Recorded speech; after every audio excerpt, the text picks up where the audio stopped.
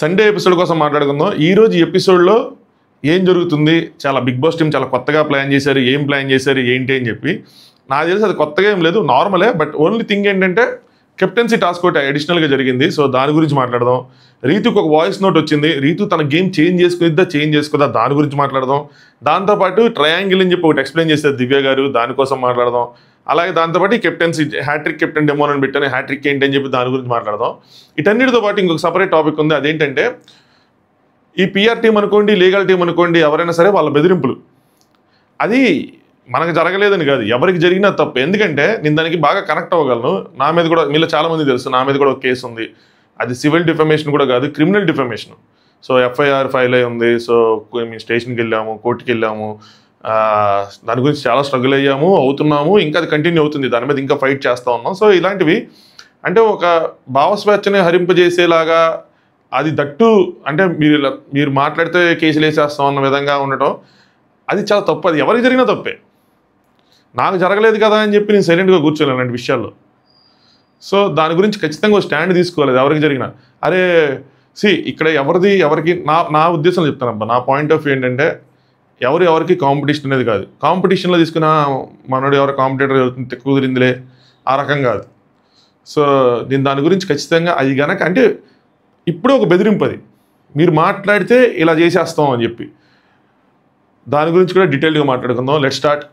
Hi friends, నా పేరు Anand, welcome to top news. వీడియోని లైక్ చేసి చూడండి, మీరు చేస్తారు, నాకు తెలుసు మీరు మంచి వాళ్ళు, పైగా ఆదివారం కాబట్టి ఖచ్చితంగా చేస్తారు. అలాగే దాంతోపాటు ఛానల్ని సబ్స్క్రైబ్ చేసుకోండి కొత్తగా చూసేవాళ్ళు. మీ ఫ్రెండ్స్ ఎవరైతే బిగ్ బాస్ వస్తారో వాళ్ళు ఫార్వర్డ్ చేయండి. నేను చెప్పే టాపిక్స్ మీద మీ ఒపీనియన్స్ని కూడా కామెంట్ చేయండి. సండే అప్డేట్స్ అని చెప్పి డీప్ డైవ్గా లైన్ టు లైన్ ఏం జరిగింది, పిన్ టు పిన్ ఏం జరిగింది అని చెప్పను. 3 hours ఎపిసోడ్ ఎంజాయ్ చేయండి. బట్ ఓవరాల్ టాపిక్స్ చెప్తాను, సో దట్ కొద్దిగా అది ప్రోమోలో కవర్ అయిన టాపిక్స్ అయ్యా, దాటి మీ పెద్ద ఏం చెప్పను కానీ. So red team, blue team అని చెప్పి 2 టీములు చేశాడు బిగ్ బాస్. వాళ్ళు సెలెక్ట్ చేశారా, బిగ్ బాస్ సెలెక్ట్ చేశారంటే మ్యాక్సిమం బిగ్ బాస్ సెలెక్ట్ చేశారు. ఒకదానికే మీ ఇమాన్యుల్ హెడ్, ఎందుకంటే ఆయనకి రెడ్ ఇష్టం అని చెప్పి ఆయనకి రెడ్ టీం చేశారు. సో ఇమాన్యుల్ టీంలో రీతు, కళ్యాణ్, ప్రియా, డెమోన్, హరీష్, ఫ్లోరా వీళ్ళు ఉన్నారు. బ్లూ టీంలో వచ్చేప్పటికి దివ్య, సంజన, రాము, భరణి, శ్రీజ, తనుజ, సుమన్ వీళ్ళు ఉన్నారు. దీనికి హెడ్ దివ్య అనమాట. హెడ్ వల్ల ఏం లేదు, జస్ట్ హెడ్స్ అంటే కెప్టెన్స్ లా అనమాట. ఏ టాస్క్ ఎవరిని పంపించాలి ఏంటి అని చెప్పి. సో ఈరోజు దసరా సందర్భంగా ఒక 5 టాస్కులు జరుగుతాయి. ఈచ్ టాస్క్లో కొంతమంది చెప్పిన పార్టిసిపేట్ చేస్తూ ఉంటారు. అవి కాకుండా టగ్ ఆఫ్ వార్ అని చెప్పి ఎక్స్ట్రాగా అడిషనల్గా అలాంటి కొన్ని టాస్కులు జరుగుతూ ఉంటాయి. బట్ ఈ టాస్క్లు ఇంతకు ముందులాగా జస్ట్ ఒక ఫన్ టాస్కులు కాదు, దీనికి ఒక ఇంపార్టెన్స్ కూడా ఉంది అని నేను అనుకుంటున్నా. అందులోంచి కెప్టెన్సీ కంటెండర్స్ సెలెక్ట్ చేస్తారు. ఎందుకు కెప్టెన్సీ కంటెండర్స్ సెలెక్ట్ చేస్తారు అంటే, నిన్న ఇమాన్యుల్ తన కెప్టెన్సీని ఇచ్చేశాడు కాబట్టి. సో ఇప్పుడు కెప్టెన్సీ కంటెండర్స్ సెలెక్ట్ చేసి అందులో వాళ్ళకి కెప్టెన్సీ టాస్క్ పెట్టి అందులోంచి కెప్టెన్ చేస్తారు. అది కూడా ఈరోజు ఎపిసోడ్లోనే. నెక్స్ట్, సో రెడ్ టీం ఎక్కువ టాస్కులు గెలిచారు అని చెప్పి టాక్ అనమాట. దాని తర్వాత కొంతమందికి ఆ టాస్క్ గెలుస్తున్నప్పుడు ఎవరికైతే వాయిస్ నోట్లు ఇంట్లోంచి రాలేదో వాళ్ళందరికీ ఆపర్చునిటీ ఇచ్చే అవకాశం కల్పించారు. That will be decided by captains. So Emmanuel వీళ్ళు డిసైడ్ చేస్తారనమాట. సో సంజన గారికి, డెమోన్కి వాయిస్ నోట్స్ వచ్చినాయి ఇంట్లో నుంచి, వాళ్ళకి కొంచెం ఇన్ఫర్మేషన్ వచ్చింది. హరీష్కి తన ఇంటి నుంచి లెటర్ వచ్చింది. హరీష్ నిజంగా లక్కీ, ఎందుకంటే మొన్న వాళ్ళ వైఫ్ మాట్లాడారు, కొంత ఇన్ఫర్మేషన్ షేర్ చేశారు. ఇప్పుడు ఇంటి నుంచి లెటర్ వచ్చింది, ఇన్ఫర్మేషన్ షేర్ చేశారు. స్టిల్ హరీష్ చాలా విషయాల్లో మార్చుకోవాలి. నేను మార్చుకోను, నేను ఇంతే అంటే మాత్రం చాలా రాంగ్ అయిపోతుంది. నిన్న కూడా తనని అంటున్న విషయాలు ఓకే, అంటే ఇప్పుడు స్టేజ్ మీద అందరి ముందు ఈ టాపిక్ కొంచెం ఒకసారి చెప్తాను. ఏంటంటే అంటే నేనేం చెప్పానంటే, నిన్న అది స్టేజ్ మీద సంజన గారు అలాగ పర్సనల్ హైజీన్ కోసం మాట్లాడకుండా ఉండాల్సింది.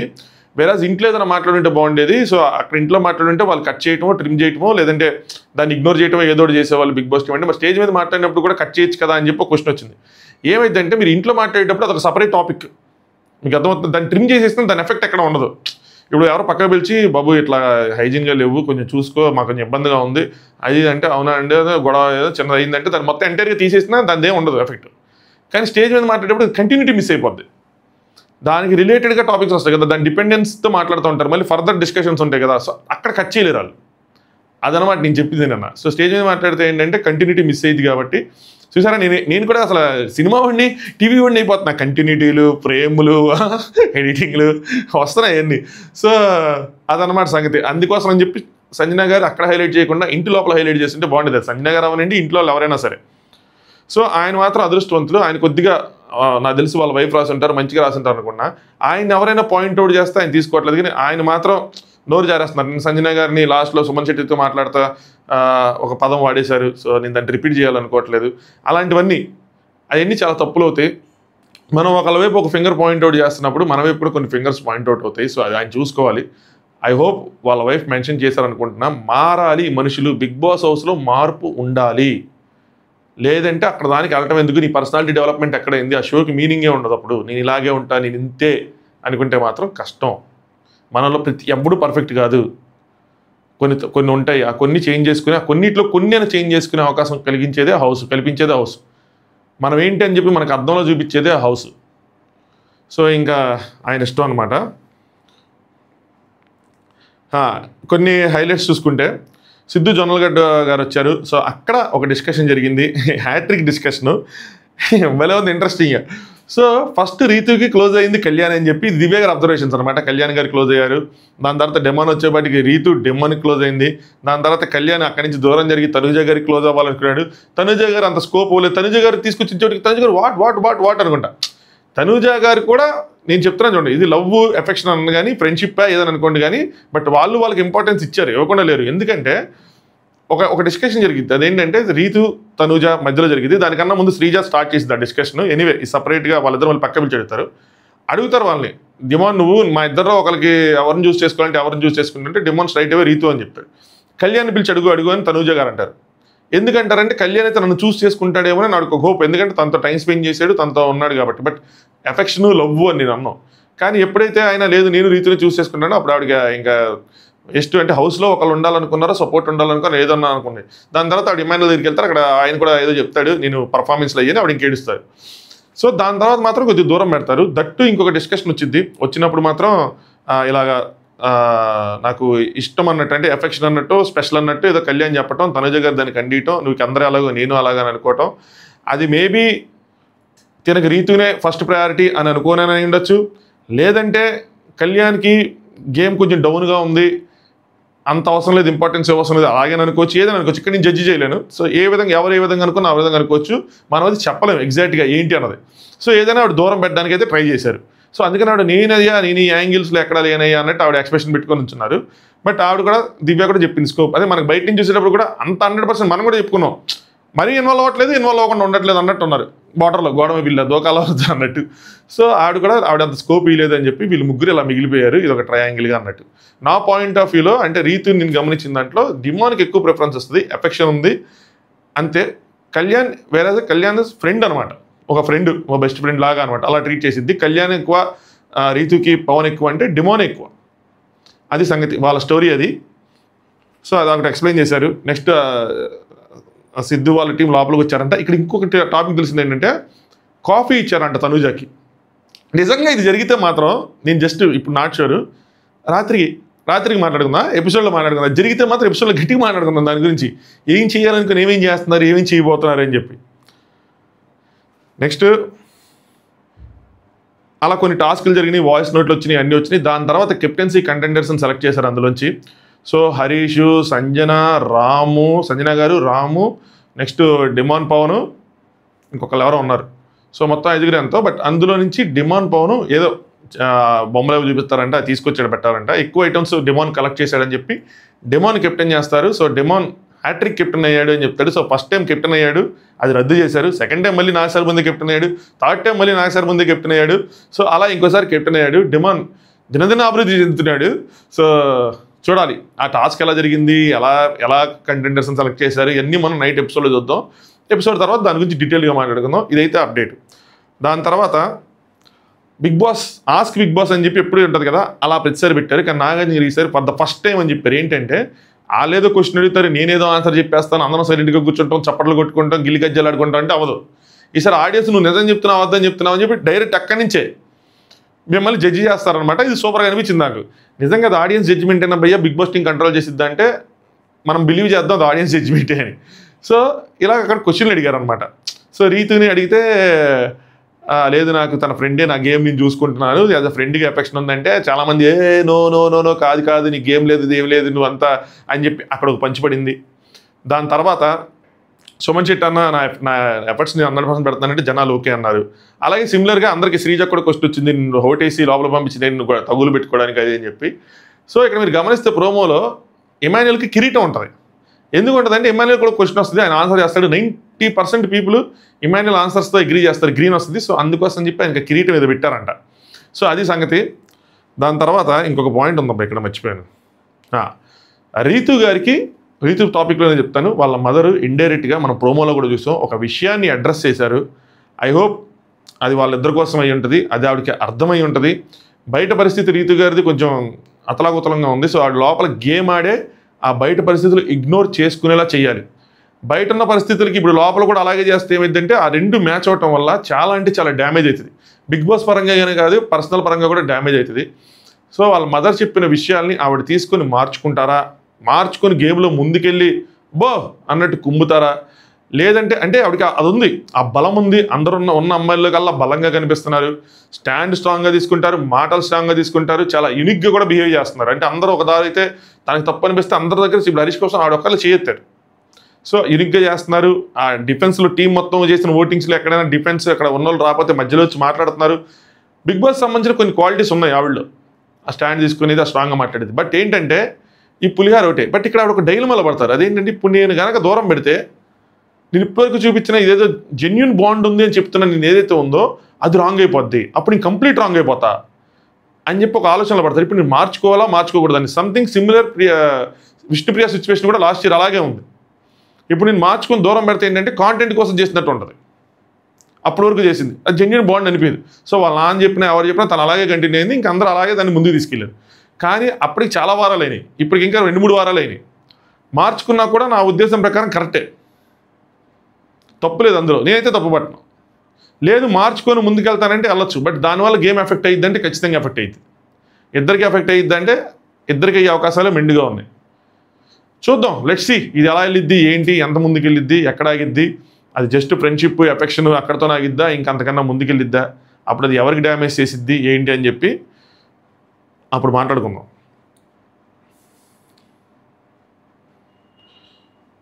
సో ఇలాగే ఇంకా వాళ్ళకి వాయిస్ నోట్లు వచ్చినాయి. దాని తర్వాత ఓటింగ్ అన్నది ఒక్కొక్కరికి సేవ్ చేస్తే వెళ్ళారు. కొన్ని డ్యాన్స్ పర్ఫార్మెన్స్లు అయినాయి మీరు ఆ ప్రోమోలో చూస్తుంటే. సో ఇక్కడ ఎలిమినేషన్ రౌండ్ వచ్చేపాటికి ఫస్ట్ రాముని, తర్వాత హరీష్ని ఇలా సేవ్ చేసుకుంటూ వెళ్తే లాస్ట్కి కళ్యాణ్ అండ్ ప్రియాని మిగిల్చారంట. చాలా ఇంట్రెస్టింగ్ రౌండ్ ఇది. నేను ఇలా ఉంచరేమో అనుకున్నాను కానీ చాలా ఇంట్రెస్టింగ్, చాలా ఐ ఓపెనర్. ఫ్యూజులు ఎగిరిపోయి ఉంటాయి, శ్రీజాకి ముఖ్యంగా, ముగ్గురికి ఎగిరిపోయి ఉంటాయి. వాళ్ళు ఫస్ట్ ఏమనుకున్నారంటే శ్రీజ, రాము ఎలిమినేట్ అవుతాడు లేదా హరీష్ గారు ఎలిమినేట్ అవుతారు, వీళ్ళిద్దరిలో ఎలిమినేషన్ ఉంటుంది, మన అందరం సేఫ్లో ఉంటాం అని అనుకున్నారు. సో శ్రీజాకి మాత్రం ఇది ఒక కొద్దిగా మానసిక ఆందోళన కలిగించే విషయమే. ఇంకోటి ఏంటంటే తను ఫ్లోరా గారిని సేవ్ చేయడం వల్ల ఇదంతా జరిగిందా అని కూడా ఆవిడ ఇంకా డైలమాలో పడతారు. అసలుకి దెబ్బ మీద దెబ్బ కామనర్స్కి పడతానే ఉన్నాయి. సో కళ్యాణ్ ఆ అమ్మాయి ప్రియా నుంచొని ఉంటారు, అందులో కళ్యాణ్ సేవ్ అవుతాడు, ప్రియా ఎలిమినేట్ అవుతారు. ప్రియా ఎలిమినేట్ అయిపోయిన తర్వాత చాలా అంటే చాలా ఎమోషనల్ అయ్యారంట. అబ్బో అసలు అది మనకు చూపిస్తారు తెలియదు కానీ స్టేజ్ మీద ఇచ్చారంట, బయట ఇచ్చారంట. బిగ్ బాస్ టీం వల్లగాల దాన్ని కంట్రోల్ చేయడం. ఈవెన్ బజ్లో కూడా చాలా ఇచ్చారంట. ఆయనకు కూడా శివాజీ గారికి కూడా అరే ఎలా బజ్ చేయాలరా నేను ఇలా ఎడుతాం అంటే అని చెప్పి ఆయన ఒకసేపు అరగంట బ్రేక్ అక్కడ చాలాసేపు ఇది జరిగిందంట. టీం మొత్తం ఓదార్చి కూర్చోబెట్టారంట. చాలా బ్రేక్స్గా జరిగిందంట. లెట్స్ సీ ఏం జరిగింది ఏంటి చూద్దాం, తీసుకెళ్ళిపోయారని చెప్పి. సో ఇది ఎలిమినేషన్ రౌండ్. దాని తర్వాత ఇప్పుడు ఒక టాపిక్ వద్దాం. నేను ఒక్క నిమిషం చెక్ చేసుకుంటాను, ఏమైనా మర్చిపోయానేమో.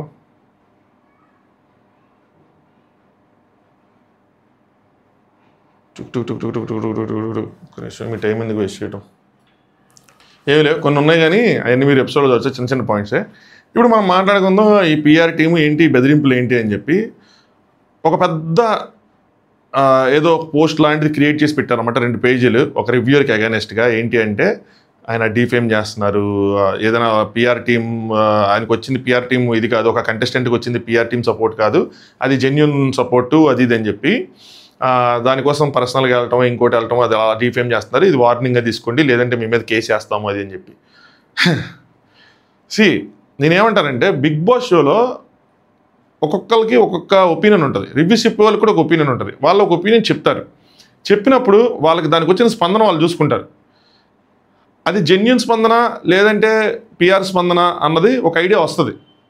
ఒకవేళ అది రాంగ్ అయినా కూడా ఇది పిఆర్ అని అనటం వల్ల జెన్యూన్గా ఉండే సపోర్ట్ తగ్గిపోతుందా? నాకు అర్థం కాలేదు.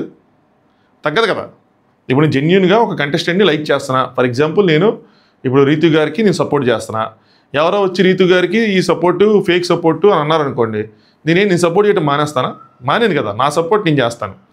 ఇప్పుడు దాన్ని తీసుకొని వచ్చి పర్సనల్గా అంటే మీరు నెక్స్ట్ ఏదైనా ఒక బెదిరింపు ధోరణిలో నెక్స్ట్ ఏదైనా చేస్తే మీరు ఇలా మాట్లాడుతున్నారు కాబట్టి ఇలా చేస్తే మేము మీ మీద కేసులు వేస్తామంటే నేను ఇంకా గట్టిగా మాట్లాడకూడదు, ఆవిడ నెగిటివ్ చేసినా ఇంకా మాట్లాడకూడదు, నేను ఎప్పుడు ఆవిడకి పాజిటివ్గానే చెప్పాలి లేదా చెప్పటం మానేయాలి అని చెప్పి ఒక రివ్యూవర్ని కంట్రోల్ చేసినట్టుంది.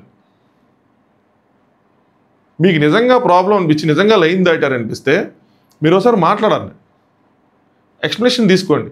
పబ్లిక్ డొమైన్లో అలా పెట్టడం వల్ల ఏంటంటే నాట్ ఓన్లీ దట్ రివ్యూవర్ నాకేమనిపించింది నేను ఎందుకు మాట్లాడుతాను చెప్తాను, ఆ రివ్యూవర్నే కాదు ఎవరైనా మీరు మాట్లాడితే ఇలాగా మీ మీద కూడా తీసుకుంటాం అని ఇండైరెక్ట్గా బెదిరించినట్టే. బూతులు తిట్టారా లేదంటే పర్సనల్గా మాట్లాడారా? నేను ఇంకోటి కూడా చెప్తున్నా, ఏ కంటెస్టెంట్నైనా హానెస్ట్గా చెప్తున్నా డీఫేమ్ చేయాలి అని ఎవరైనా అనుకుంటే, రివ్యూర్లు కాదు ఆడియన్స్ కానీ ఎవరైనా అనుకుంటే బయట బోల్డ్ విషయాలు జరుగుతున్నాయి ప్రతి కంటెస్టెంట్కి అగెనెస్ట్. ఇప్పుడు ఆ కంటెస్టెంట్కి అగెనెస్ట్గానే ఈరోజు నోటీసులు వచ్చినాయి కోర్టు నుంచి పాత కేసుకి సంబంధించి, తీసి పెట్టి మాట్లాడచ్చు. ఎంతసేపు మాట్లాడాలి? ఇంకో కంటెస్టెంట్ కోసం సోషల్ మీడియాలో రోజు రచ్చ అవుతుంది, దాని మీద రివ్యూ చేయలేమా? దాని మీద అనాలిసిస్ చేయలేమా? ఎప్పుడో చోట మధ్యలో చిన్న లైన్ చెప్పుకున్నాం కానీ స్పెషల్గా వీడియో చేయొచ్చుగా. అండ్ నేను బెట్ చేస్తాను దానికి చాలా వ్యూస్ వస్తాయి దాని గురించి మాట్లాడితే, ఆ కాంటెంట్ కోసం మాట్లాడితే. దానికి టైటిల్ కూడా పచ్చని సంవత్సరాలు నిప్పులను పెట్టి మాట్లాడితే లక్షల వ్యూస్ వస్తాయి. ఆ టీవీ ఛానల్లో ఒక ఆయనే డైరెక్ట్గా చెప్తున్నాడు, ఆయన ఎక్కడికో మేఘాలయ అక్కడికి వెళ్ళి ఏదో పెద్ద స్టోరీ కవర్ చేసి తీసుకొచ్చి చెప్తే 10,000 మంది చూడలేదంట, కానీ ఈ స్టోరీ చెప్తే మిలియన్స్లో వ్యూస్ వచ్చినాయి అంట. సో వ్యూస్ కోసం దిగాలి అనుకుంటే ఇలాంటి సపరేట్ టాపిక్లు బయట టాపిక్లు అన్నీ మాట్లాడి చెప్పచ్చు, కానీ మనం ఎప్పుడు బిగ్ బాస్లో జరిగే విషయాలు బిగ్ బాస్లో విషయాలు మాట్లాడుకుంటూ ఉంటాం. ఎక్కడైనా మనకి ఎవరైనా మాట్లాడిన మాట అంటే అందరూ పర్ఫెక్ట్గా మాట్లాడతారు, నన్ను చివుకు మంది అనుకోండి ఓ మాట, కాంటాక్ట్ దట్ రివ్యూవర్, మాట్లాడండి, ఇది కొంచెం పర్సనల్గా అనిపిస్తుంది అండి, ఒక ఎక్స్ప్లెనేషన్ తీసుకోండి. అంతేగాని పబ్లిక్ డొమైన్లో 2 పేజీలు పెట్టేసి ఇదంతా జెన్యూన్, మళ్ళీ దాని జెన్యూన్ ఆడియన్స్ అంటానే మళ్ళీ పంపించింది మరి పిఆర్ అని చెప్పి పెట్టుకున్నారు. ఏదైనా సరే నేను ఏమంటానంటే అలాగే ఎవరిని బెదిరించడం కరెక్ట్ కాదు. అలా బెదిరించడం వల్ల వాళ్ళు భయపడి మిగతా వాళ్ళు భయపడతారు, భయపడిపోయి అంతా మన కోసం మంచిగా చెప్తారనుకోవడం ఇంకా కరెక్ట్ కాదు. అలా అని చెప్పి ఇప్పుడు మనం బెదిరించాం కాబట్టి ఆ కంటెస్టెంట్ కోసం తప్పుగా చెప్తారని అనుకోవడం అది కూడా కరెక్ట్ కాదు. నా ప్రకారం నాకు తెలిసిన రివ్యూవర్స్ ఎవరైతే ఉన్నారో వాళ్ళందరూ ఆనెస్ట్గా వాళ్ళకి ఏది అనిపించిందో చెప్తారు. నాకు ఇద్దరే తెలుసు, 2-3 తెలుసు అంతే, అంతకుమించి ఎవరు తెలియదు. వాళ్ళైతే మాత్రం డబ్బులు తీసుకునే రకం కాదని నేను నమ్ముతున్నాను. అలాగే కావాలని చేస్తారని కూడా నేను అనుకోవట్లేదు. అండ్ ఇలాంటి బెదిరింపుల వల్ల భయపడేది ఏమీ లేదు, వాళ్ళు భయపడరు, ఎవరు భయపడరు.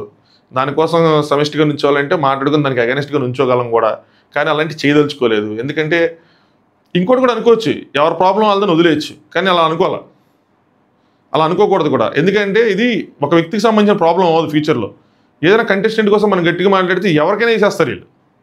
ఇదంతా ఎందుకు మాట్లాడితే నేను గోత్రు అయ్యాను కాబట్టి మాట్లాడుతున్నా. నేను చాలా గోత్రు అయ్యాం. అది రీసెంట్గా కూడా మా దాంట్లో కొంతమంది మళ్ళీ స్టేషన్కి వెళ్ళాల్సి వచ్చింది.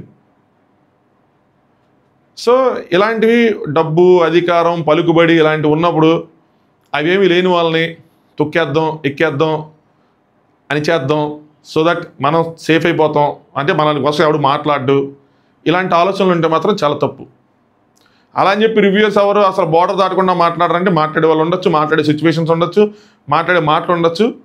దానికి అట్లీస్ట్ పబ్లిక్ డొమైన్లోకి రాకుండా ప్రైవేట్గా దాన్ని మాట్లాడుకుంటే బాగుంటుంది. అదర్వైజ్ చాలా రాంగ్ మీనింగ్ వెళ్ళిపోద్ది, చాలామంది చాలా దాన్ని రాంగ్గా వాడచ్చు. అది ప్రాబ్లం ఏమైందంటే ఇప్పుడు ఆ రివ్యూవర్కి ఎవరైనా అభిమానులు గట్టిగా ఉన్నారనుకోండి, అది వాళ్ళ కంటెస్టెంట్కి నెగిటివ్ అయిపోతుంది. మేజర్ పాయింట్ అది మిస్ అయిపోతున్నారు వాళ్ళు. సో అది కూడా వాళ్ళు చూసుకోవాలి.